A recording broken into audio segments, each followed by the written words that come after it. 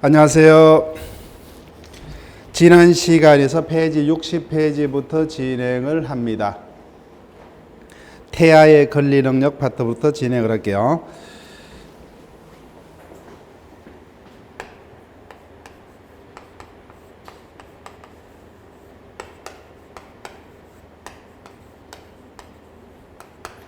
태아의 권리 능력에 관한 논점도 우리 시험에서 자주 출제되는 논점 중에 하나입니다. 자, 왜 문제가 되느냐? 우리가 지난 시간에 권리 주체로는 자연인과 법인밖에 없다 했습니다. 자, 그런데 자연인은 언제부터요? 출생한 때부터 사망하기까지의 생명체를 자연인, 따라서 아직까지 태어나기 전에 엄마 뱃속에 있는 생명체인 태아는 원칙 권리 능력이 없습니다. 그런데 이와 같은 원칙을 끝까지 고집하는 순간 태아에게 여러 가지 불리한 어떤 문제가 생기더라고요. 그래서 갑이 사망을 했는데 갑에게는 이미 태어난 을병등의 자식이 있고, 그 다음에 갑 사망 시에 엄마 뱃속에 태아 A가 있었습니다.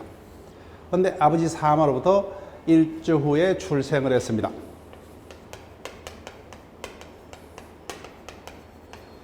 그런데 문제는 이와 같은 원칙을 끝까지 고집하는 순간 같은 갑의 자식임에도 불구하고 이미 태어난 형들은 상속을 받음에 반해서 갑의 사망 당시에 태어나지 않았다는 이유 자체로 한 푼도 상속을 못 받는다면 태아에게 너무 불리합니다.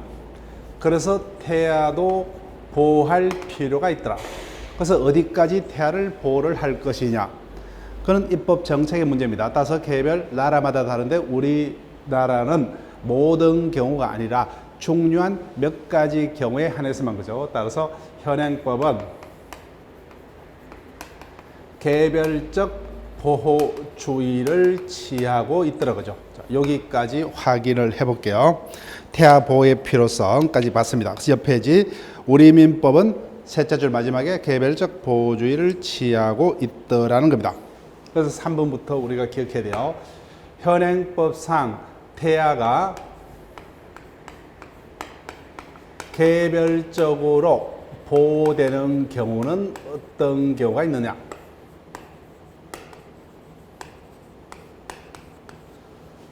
판례하면 5가지밖에 없어요. 첫 번째, 태아도 불법 행위에 기한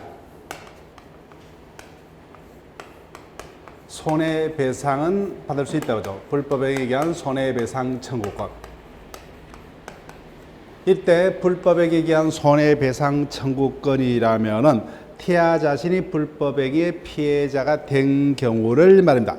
즉 교과서에가 적혀있죠. 예를 들게 되면 엄마 뱃속에 있는 상태에서 의사의 잘못으로 태어났는데 태아 자신이 기형으로 태어났다고 하죠. 즉 태아 자신의 신체에 직접적인 피해가 발생한 경우라든지, 또는 태아의 부가 다른 자의 교통사고로 사망 내지 중상해를 입었다고 하죠. 그럼 태아는 태어나자마자 아버지가 없는 상태로 정신적 고통을 받고 살 수밖에 없죠.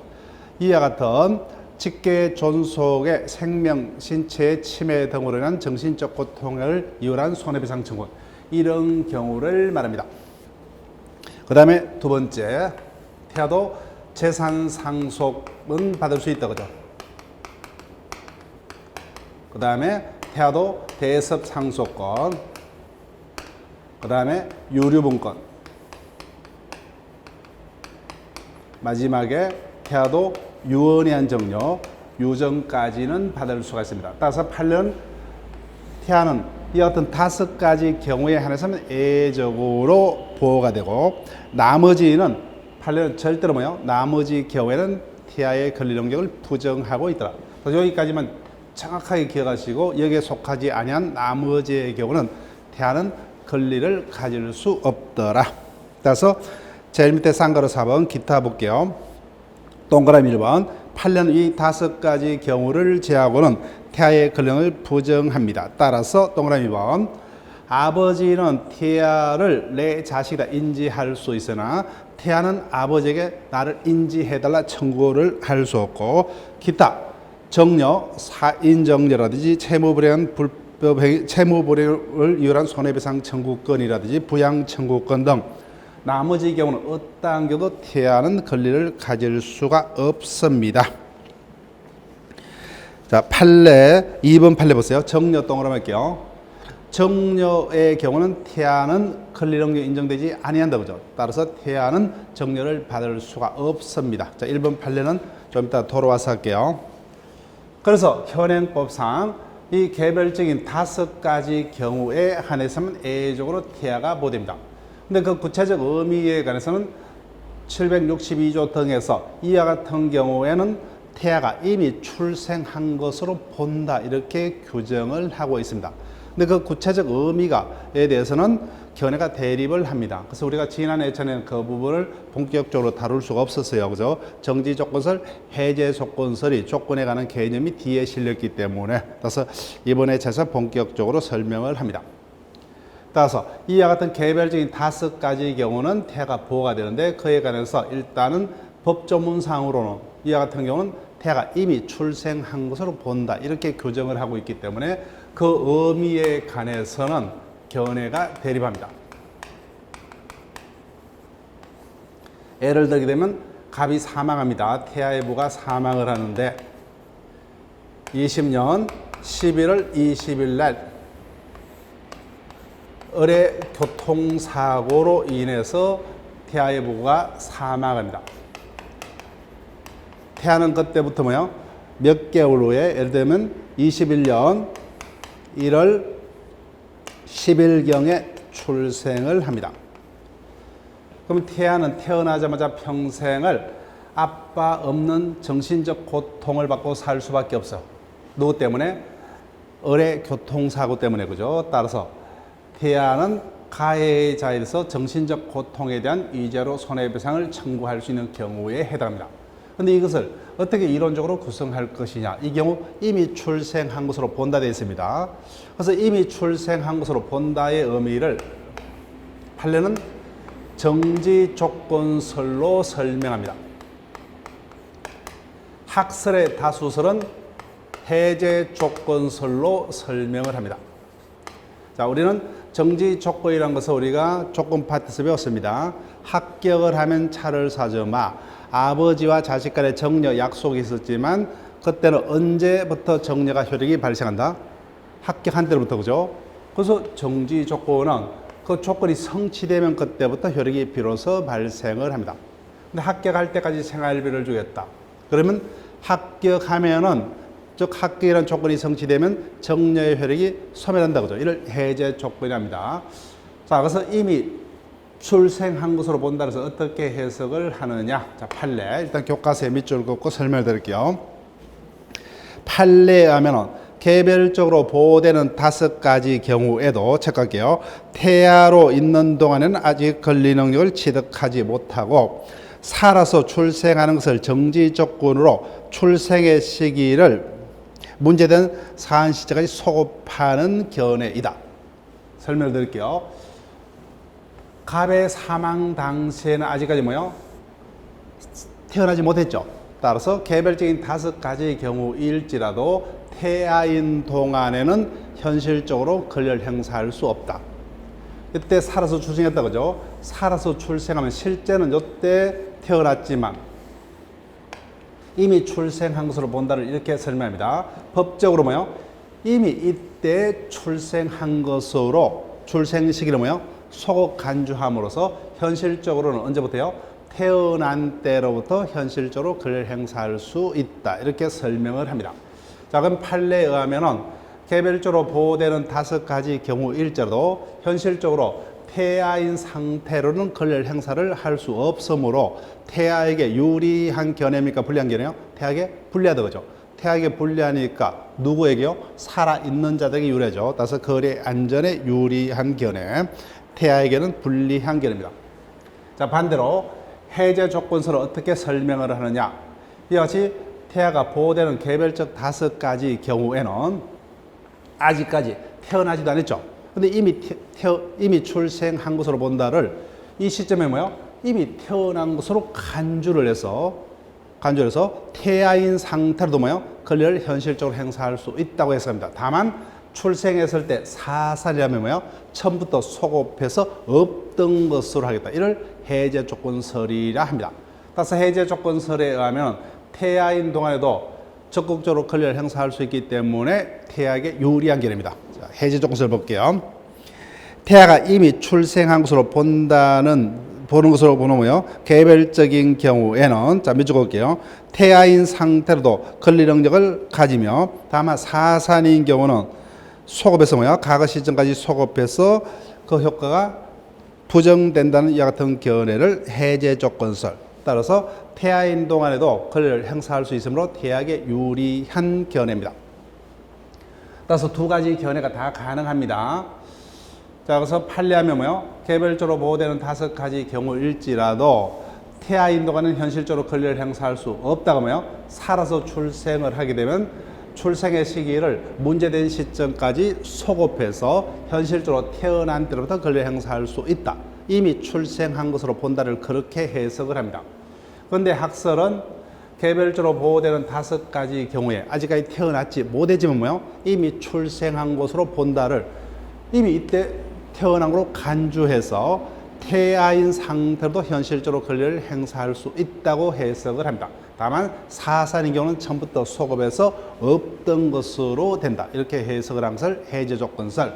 두 가지 경우가 다 가능한데 자, 우리 판례가 그와 같은 견해를 취할 수밖에 없었던 이유를 설명을 드리면은 일단 우리 민법은 58년도에 제정돼서 60년 1일부터 시행되고 있지만 민법 제정 전에는 일본법을 계속 빌려서 사용했다 그죠. 그래서 예전부터 판례가 이 입장을 계속 취하고 있습니다. 자, 그러면 50년대를 생각해 볼게요. 그때는 과학 수준이 즉 의료 수준이 발달하지 못했기 때문에 엄마 뱃속에 태아가 몇 명이 있는지 그죠? 남자인지 여자인지 그것도 살아서 출생할지 잘못 사망해서 출생할지 알 수 없죠.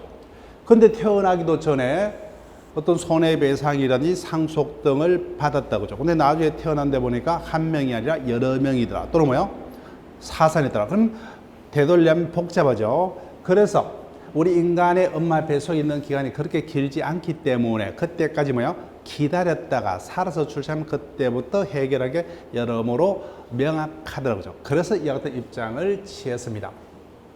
근데 오늘날에는 학설의 어떤 입장이 더 맞겠죠. 그죠? 이미 엄마 뱃속에서 몇 명이 있는지 남자인지 여자인지 거의 죽어서 출생할 가능성이 거의 없다. 그죠?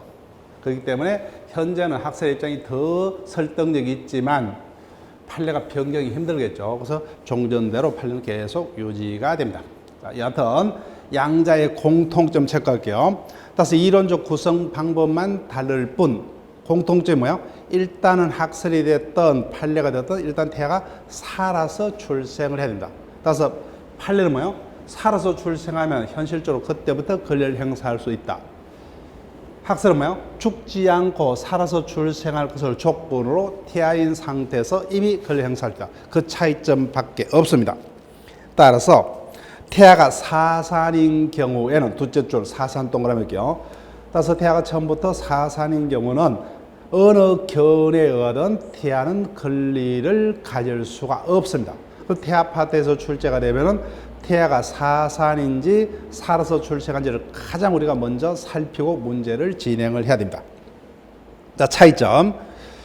그러면 학설과 판례의 차이점은 판례는 태아인 동안에는 권리를 행사할 수 없으므로 태아를 대신할 법정 대리인이 필요가 없고 그것에 따라서 부정합니다.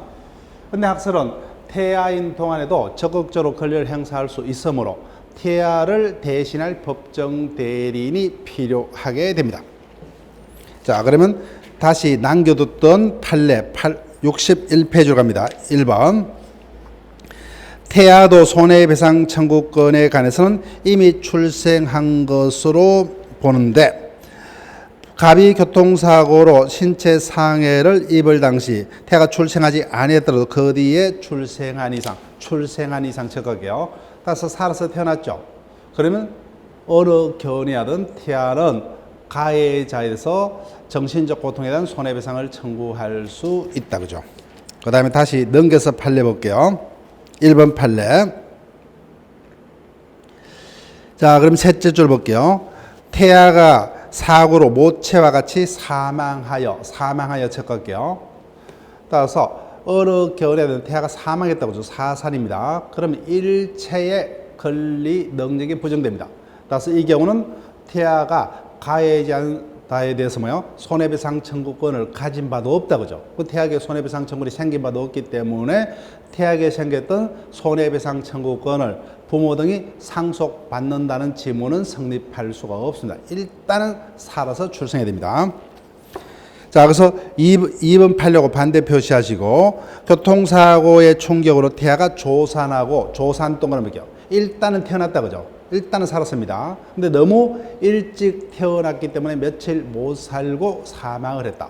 그럼 일단 태어났기 때문에 가해자에 대한 손해배상 청구권이 생겼습니다.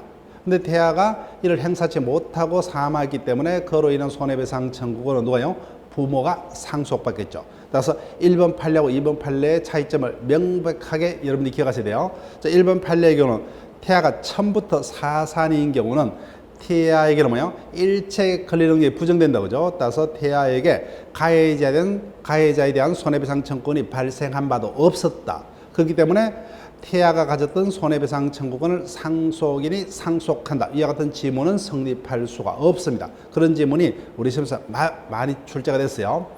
그 다음에 2번 판례는 일단 태아가 살아서 태어났습니다. 그래서 태아에게 불법 행위에 의한 손해배상 청구권이 생겼고 이를 행사치 못하고 사망했기 때문에 그로 인한 손해배상 청구권은 부모가 상속한다고 하죠. 그 차이점.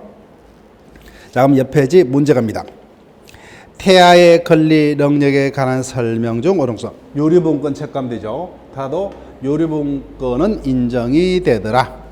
그 다음 2번 태아인 동안에는 뭐가 법정 대리인으로서 법률 얘기를 할 수 있다. 판례하면 태아인 동안에는 권리 행사할 수 없으므로 태아를 대신할 법정 대리인이 인정될 필요가 없다 그죠.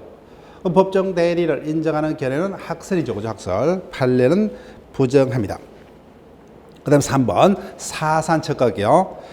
태아가 타인의 불법행위로 사산한 경우 태아에게 생겼던 손해배상 청구권을 그 법적 상속인이 상속한다. 이와 같은 표현이 있을 수 없다 그렇습니다. 태아가 사산인 경우는 태아에게 손해배상 청구권이 발생한 바도 없다 그죠. 발생한 바도 없기 때문에 그 손해배상 청구권을 상속인이 상속받는다는 표현은 성립할 수가 없습니다.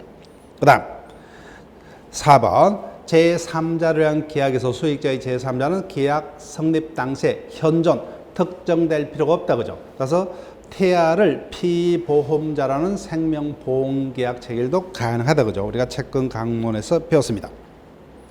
그 다음에 5번 유정체크할게요. 태아도 유정은 받을 수 있다 그죠. 근데 그 유정이 방식 헌결로 무효인 경우 정려로서의 효력이 바뀌어서 인정될 수가 있느냐. 정려 동그라미 할게요. 태아는 정려는 받을 수 있다 없다? 없죠 그죠. 네, 정려는 받을 수가 없습니다. 그래서 정답은 1번이 됩니다. 자, 63페이지로 진행을 합니다. 행위능력. 행위능력이라면 단독으로 유효하게 매매 등의 재산상의 법률 행위를 할 수 있는 지내지 자격을 행위능력이라 하고 이와 같은 행위능력이 있다 없다의 판단 기준은 의사능력의 유무를 미리 나이나 재판 등의 일정 기준에서 객관적으로 해결한 제도라 했다 그죠. 그래서 이와 같은 행위 능력이 없는 자를 제한 능력자, 나이에 따른 제한 능력자인 미성년자와 재판에 따른 제한 능력자인 피성년 후견인 피한정 후견이 있다 했습니다. 따라서 넷째 줄, 따라서 이와 같은 제한 능력자라면 그 자들의 행위는 무조건 원하면 취소할 수 있도록 하고 있다 그죠. 자, 그러면 제한 능력자 제도의 취지와 적용 범위로 갑니다.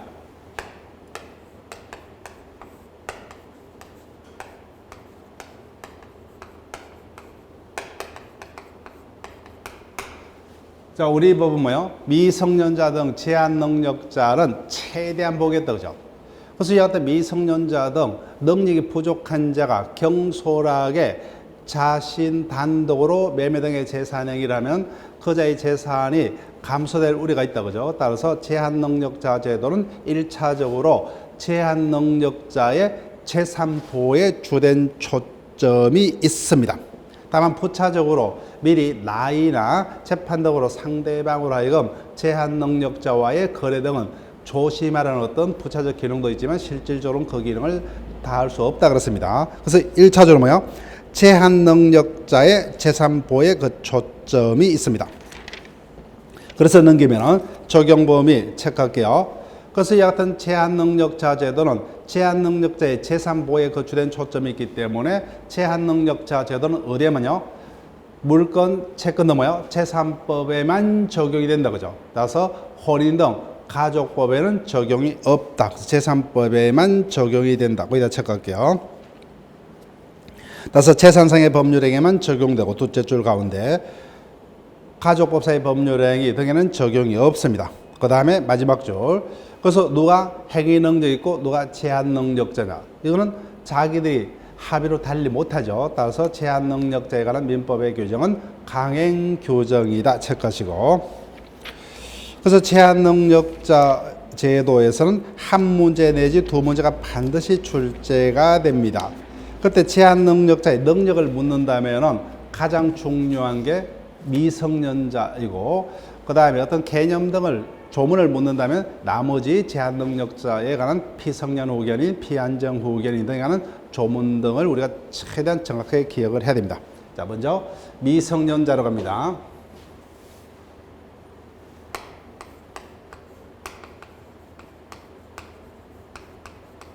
미성년자에 대해서는 5조부터 8조에 걸쳐서 조문 4가지를 두고 있습니다. 자, 일단 우리가 기본 이론 시간을 돌았기 때문에 최종적으로 한번 정리를 하고 하나하나 다시 검토를 합니다. 갑이 행위 당시에 미성년자였습니다. 그럼에도 불구하고 단독으로 뭐요? 자신 소유의 재산인 토지를 을에게 매도했습니다. 법정 대리인의 동의도 없이. 그렇지만 이와 같은 미성년자의 단독의 행위 일자도 일단은 뭐요? 유효하다 그죠? 다만 미성년자 측에서 취소할 수 있다 그죠? 원하면 취소하기 전에 전전 양도가 되었습니다.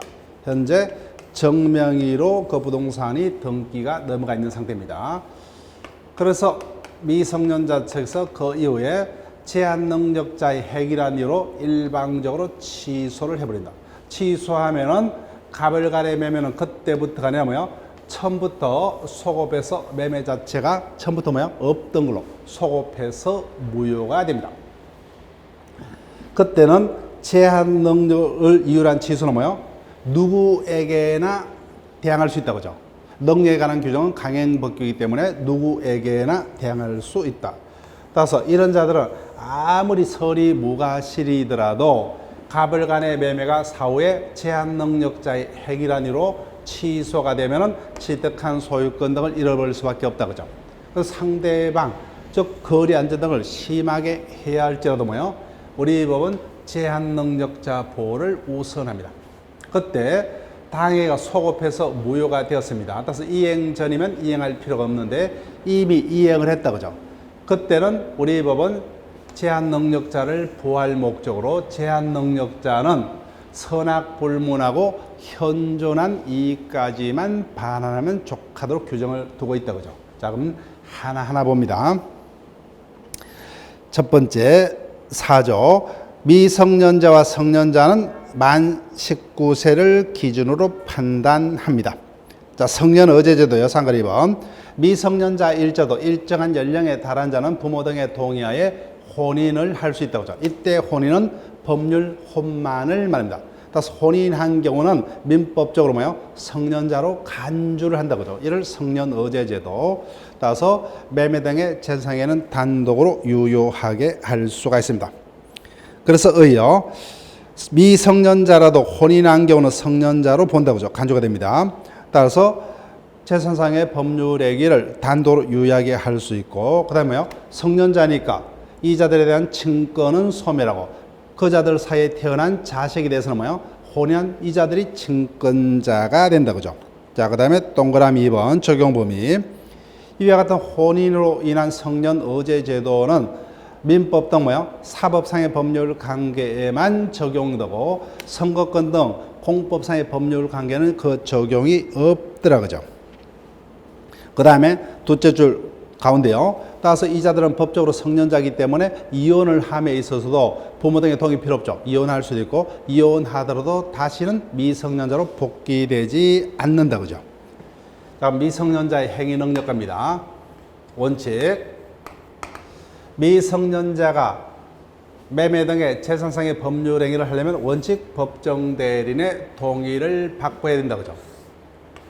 그런데 동의받지 않고 했다. 그죠? 위반하면은 이를 이유로 그 재산상의 법률 행위를 일방적으로 미성년자 측에서 뭐요? 취소할 수 있다. 그죠? 그래서 취소권은 미성년자 본인 또는 뭐요? 법정 대리인이 취소를 할 수 있다. 즉 취소는 미성년자도 단독으로 유효하게 할 수 있다. 왜요? 매매 등은 불리하기 때문에 단독으로 못한다. 그죠? 근데 이것을 취소하면 없던 것이 되기 때문에 미성년자에게 불리하지 않죠. 그래서 취소는 제한 능력자도 단독으로 유효하게 할 수가 있습니다. 당연히 법정 대리인도 별도로 취소권이 있습니다. 자, 여기까지 볼게요. 65페이지 쌍글 1번 원칙. 미성년자가 매매 등의 재산상의 법률 행위를 스스로 하려면 원칙적으로 법정 대리인의 동의를 받고 해야 된다. 그래서 동의가 있으면 전혀 문제 없죠. 예. 취소 못합니다. 2번, 2반의 효과. 동의 없이 한 행위는 체크할게요. 미성년자 또는 법정 대리인이 미성년자 본인 또는 법정 대리인이 취소할 수 있답니다. 당연히 법정 대리인의 동의는 방식에 제한이 없죠. 예, 명시 묵시적 포괄적 동의도 가능합니다. 그 다음에 쌍가로 2번으로 갑니다. 이와 같이 미성년자가 스스로 매매 등의 행위를 하려면 법정 대리인의 동의를 받고 해야 되는 게 원칙입니다. 그런데 반대로 해석하면 뭐요? 미성년자가 단독으로 행위를 할지라도 미성년자에게 불리하지 아니한 것은 굳이 동의를 요할 필요가 없다. 그죠? 다만 단독으로 할 수 있더라도 뭐요? 최소한 의사 능력은 있어야 한다. 그죠? 따라서 의사 능력이 없는 행위는 무효가 되기 때문에 따라서 단독으로 할 수가 있는 거 두 문자.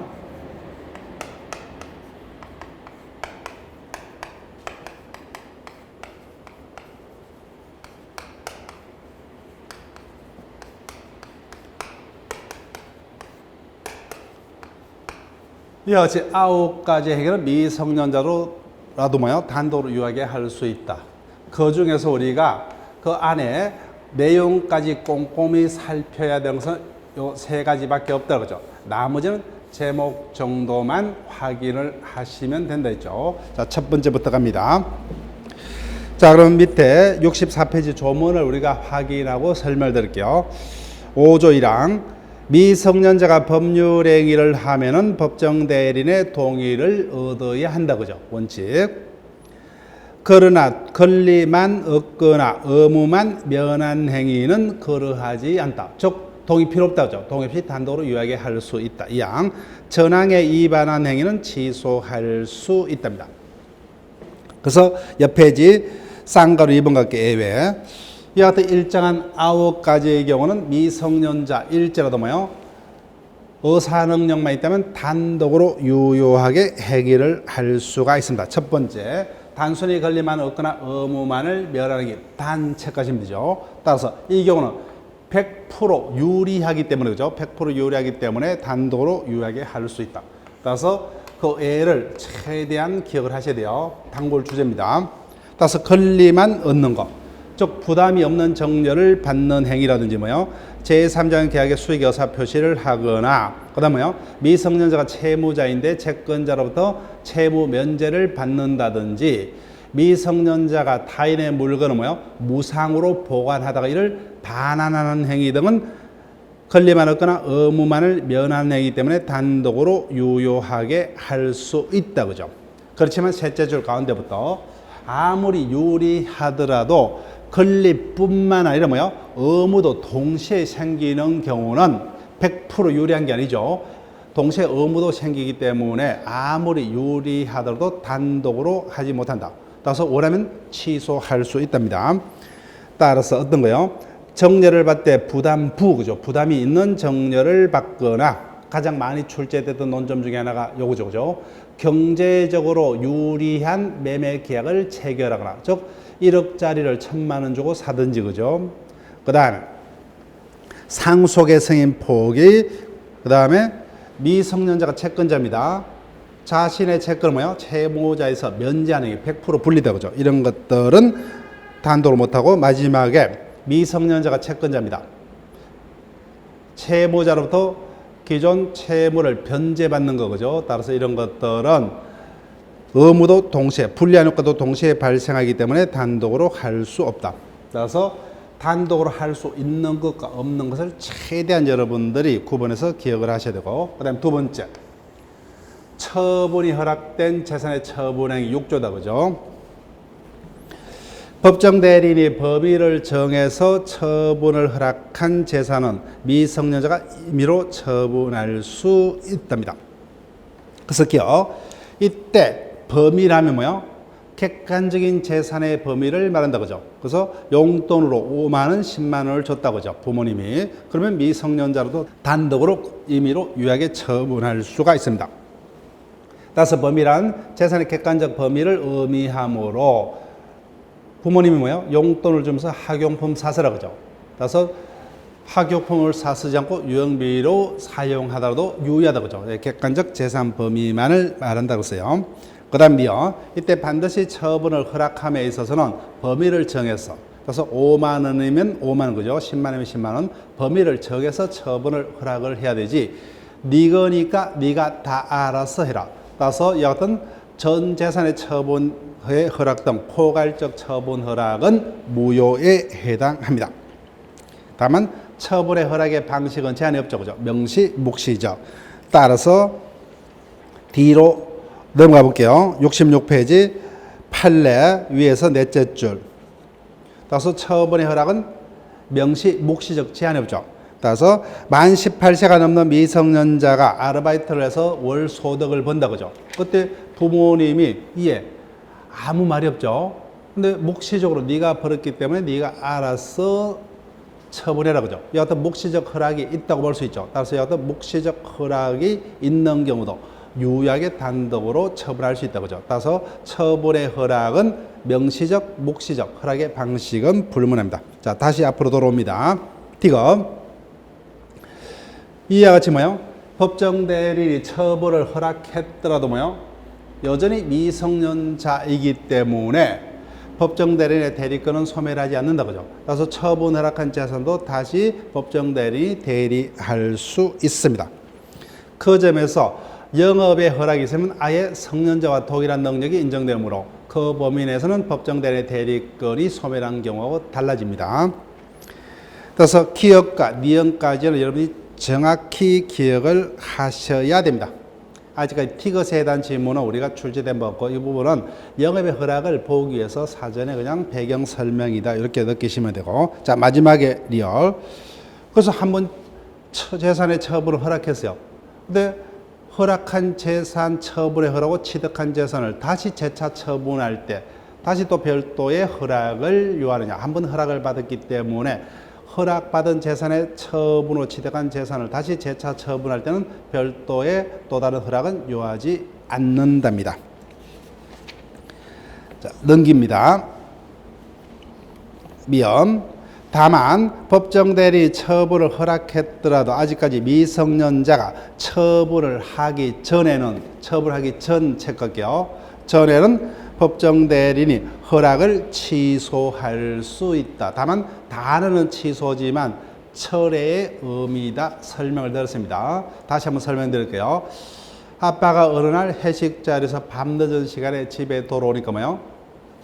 중학생인 자식이 중간고사 시험 공부를 한다는 이유로 새벽녘까지 열심히 공부를 하고 있더라고요. 그래서 아빠가 대견해서 지갑을 탈탈 털어서 용돈으로 줬습니다. 맛있는 거 사 먹으라고죠. 근데 새벽에 받았기 때문에 사용하기 전이죠. 그래서 아침에 출근하려 보니까 지갑이 비었다고죠. 그래서 간밤에 일이 생각났습니다. 그래서 아빠가 다시 조용히 자식을 불러다가 어떻게 이야기합니까?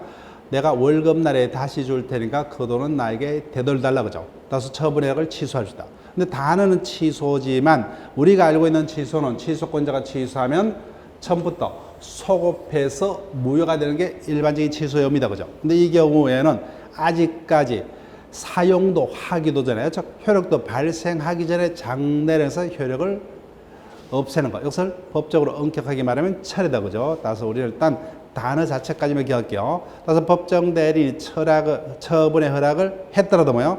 현실적으로 미성년자가 그 재산을 처분하기 전에는 법정 대리인이 그 허락을 취소할 수 있다. 여기까지만. 자, 그러면 일단 처분의 허락까지 봤습니다. 가장 중요한 게 8조입니다. 미성년자일지라도 법정 대리인이 뭐요? 허락한 영업에 관해서는 아예 성년자와 동일한 행위 능력이 인정이 됩니다. 자, 8조 1항을 볼게요. 미성년자가 법정 대리로부터 허락을 얻은 특정한 영업에 관해서는 특정한 영업 착각이요. 영업에 관해서는 법적으로 성년자와 동일한 능력이 인정된다. 따라서 허락받은 영업에 관해서는 일체 행위를 단독으로 유효하게 할 수 있다. 2항 법정 대리인은 전항의 영업 허락을 언제든지 취소 내지 제한할 수 있다. 그러나 거래 안전에서 그 취소 또는 제한으로 선의의 제3자에는 대항하지 못한다. 기억을 하셔야 돼요. 조문 자체로도 출제가 되기 때문에. 자, 내용을 합니다. 법정 대리인이 영업을 허락하려면 뭐요? 반드시 영업의 종료를 정해서 허락을 해야 됩니다. 따라서 서점을 해라 그죠? 음식점을 해라, 전자 대리점을 해라 그죠? 영업의 종료를 정해서 허락을 해야 됩니다. 따라서 아무 장사나 해라 그죠? 따라서 여하튼 영업의 종료를 정하지 않고 한 허락은 무효입니다. 다만 영업의 종료가 뭐요?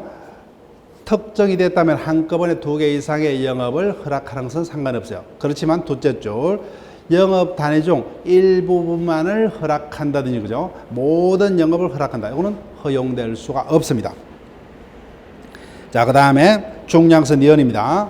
니은 체크할게요. 영업의 허락이 있으면은 효과, 허락받은 영업에 관해서는 성년자와 동일한 능력이 인정됩니다. 그래서 영업에 관한 모든 직간접적인 일체행위를 단독으로 유효하게 할 수 있다. 점포구입행위, 직원 채용행위, 그죠? 자금 대출행위라든지 영업과 관련한 소송행위 등 모두 유효하게 단독으로 할 수 있다. 그 다음에 마지막에 틱은요. 이와 같은 법정 대리인이 영업을 허락을 했더라도 언제든지 뭐요? 법정 대리는 영업의 허락을 취소 내지 제한할 수 있다. 그죠? 취소 내지 제한을 할 수가 있습니다. 다만 이를 모르는 선의의 제3자에게는 대항하지 못한다. 그죠? 자, 기타요. 이제는 끝났습니다. 나머지 제목 정도 보시면 돼요. 117조. 대리인은 행위 능력자임을 요하지 않는다. 그죠? 따라서 미성년자 등 제한 능력자도 타인의 대리인으로서 대리에게는 유효하게 할 수 있다. 그 다음에 근로계약과 임금의 체결도 뭐요? 미성년자가 단독으로 할 수 있다. 그 다음에 혼인한 경우는 성년자로 간주된다. 그죠? 그 다음에 무한책임 사원제에서 행위, 동의받지 않고 한 행위의 취소행위, 그 다음에 17세 이상의 자의 유언행위 등은 단독으로 유효하게 할 수가 있습니다. 그래서 대리행위의 뭐요? 대, 그 다음에 근로계약의 체결과 근거죠. 그 다음에 혼인한 경우 혼, 무한책임 사원 제3행위의 무, 취소행위의 치, 유언의 유다. 그죠? 그래서 이와 같은 9가지 행위는 단독으로 유효하게 할 수가 있답니다. 자, 옆 페이지 조문 확인합니다. 67페이지 7조. 법정 대리인은 미성년자가 법률 행위를 하기 전에는 법률 행위의 동의나 그다음에요 재산 처분 허락을 취소할 수 있다 그죠. 그다음에 영업의 허락 2항 법정 대리인은 전항의 영업 허락을 언제든지 취소 내지 제한할 수 있다. 그러나 선의 제3자는 대항하지 못한다 그죠. 거래 안전에서 쌍가로 3번으로 갑니다. 그래서 미성년자에게는 법정 대리인을 두어야 한다. 그때 법정 대리인이 되는 순서 1차적으로 뭐요? 당연히 부모 등의 친권자가 법정 대리인이 되겠죠. 근데 이와 같은 친권자가 없거나 친권을 행사할 수 없을 때는 두 번째 그죠? 후견인이 법정 대리인이 된다 그죠? 이때 후견인은 미성년자를 후견한 데서 미성년 후견인 제목을 붙이지만 그냥 후견인 이렇게 기억하시면 돼요. 그래서 미성년자에게는 1차적으로 친권자가 법정 대리인, 친권자가 없거나 뭐요? 친권을 행사할 수 없다는 두 번째 후견인 뒤에서 부한다 그런 의미다 그죠? 자, 그럼 이와 같은 법정 대리인 네 가지 권한 미성년자의 법률 행위에 대한 동의를 할 권한, 동의받지 않은 행위를 취소할 권한, 취소권을 포기하고 뭐요? 유예게 할 추인권, 대리권 등이 있습니다. 자, 그와 그래서 밑에 박스를 보세요. 우리 법은 친권자는 부모이기 때문에 친권 행사는 제한을 두지 않습니다. 다만 부모가 뭐요? 공동으로 행사를 해야 된다. 그런 어떤 제한 규정만 있을 뿐. 그런데 후견인은 부모가 아니죠. 그래서 감정적으로만 기억하면 좋단다 그렇습니다. 그래서 부모가 아니기 때문에 후견인은 부모인 친권자와 달리 미성년자에게 어떤 중요한 효과를 가져오는 거죠. 중요재산의 처분행위라든지 소송행위 등은 단독으로 동의 내지 대리를 못한다 그죠. 그래서 감독일의 어떤 감독 절차를 거쳐야만 이와 같은 행위에 대한 동의 내지 대리권을 행사할 수 있다. 그런 정도만 기억을 해달라고 하세요. 자, 그러면 문제를 통해서 확인을 합니다. 자, 교과서 문제요. 미혼인 18세의 갑은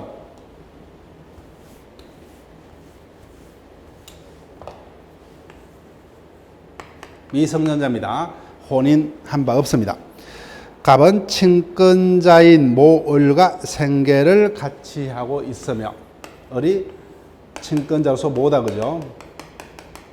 생계를 같이 하고 있으며 이웃의 병을 친아버지처럼 의지하고 살고 있다. 자, 볼게요. 1번 병의 갑에 대한 숙건행위가 있더라도 거기까지 체크해 볼게요.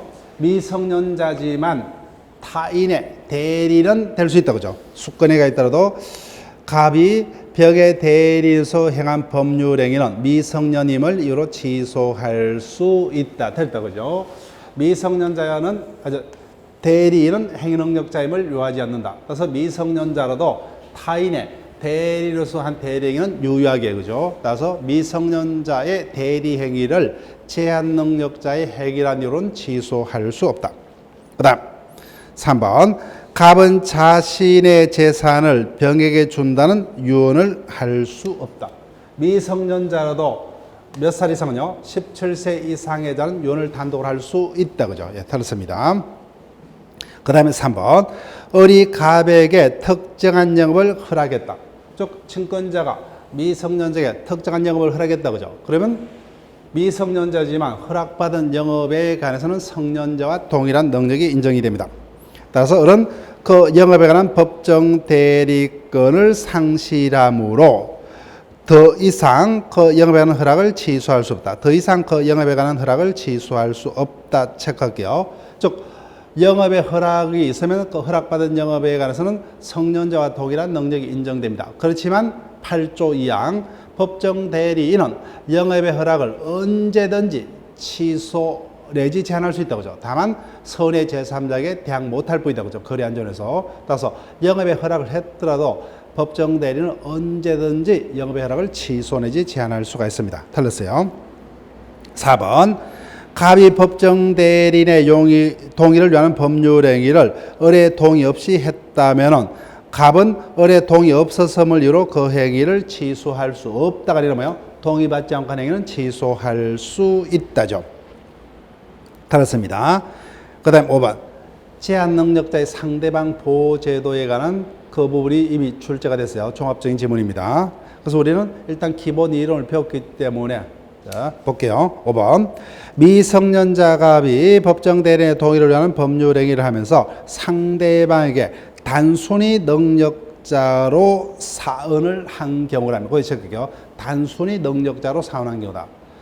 즉, 이같이 제한 능력자 일자로도 뭐요? 자신을 능력자로 속인 경우는 자신에게를 취소할 수 없다고 17조에 규정합니다. 다만 이때 속임수는 우리가 나중에 확인을 해야 되겠지만 적극적 속임수여야만 한다 그죠. 그래서 적극적으로 동의서를 위조하거나 생년월일을 조작한 경우만 17조에 따라서 제한 능력자의 취소권이 박탈됩니다. 따라서 단순히 말로서 능력자다 이렇게 속인 경우는 17조의 속임수에 해당되지 않기 때문에 제한 능력자처럼 여전히 자신의 행위를 제한 능력자의 행위란 이유로 취소할 수 있다 그죠. 그래서 정답은 5번이 됩니다.